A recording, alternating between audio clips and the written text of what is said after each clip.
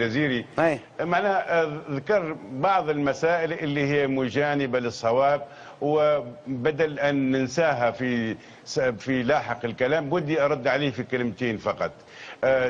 سي حسين، الإعلام هو في صميم السياسة، ليس هناك إعلام غير مسيس، ليس هو الإعلام وظيفته أنه يساهم في تكوين، نعم، أنه يساهم في تكوين رأي عام.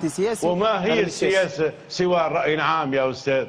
شو تقول لي الإعلام مسيس؟ الإعلام هو أصل السياسة، لأنه الإعلام يساهم في تكوين رأي عام، وتكوين الرأي العام هو السياسة.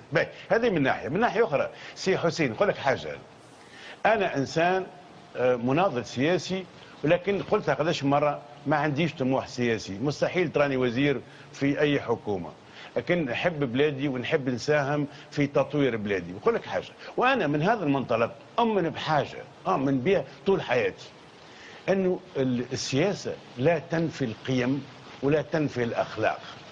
سي حسين الجزيري، أنا أتحداك بأنه الشيخ راشد الغنوشي يدلنا على أي منبر إعلامي يتعدى فيه في تونسي قبل الحوار التونسي.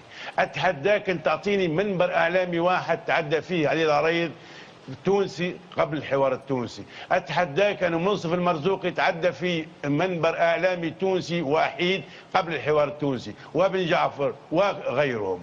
اليوم هؤلاء الناس مش طلب منهم حتى شيء، طلب منهم فقط يذكروا يقولوا هذا المنبر الإعلامي ساعد على إطاحة بن علي، هذا المنبر الإعلامي ساعدنا كلنا حتى نوصل صوتنا إلى المواطن. الناس البسطاء والناس النزهاء عملوها. في رديف عدنان الحاجي يدور من قهوة لقهوة يقول لهم هذا المنبر عاونكم على كسر جدار الصوت، لموا له الفلوس. عدنان الحاجي بالقفه متاعه. اما انتم فلا اخلاق لكم.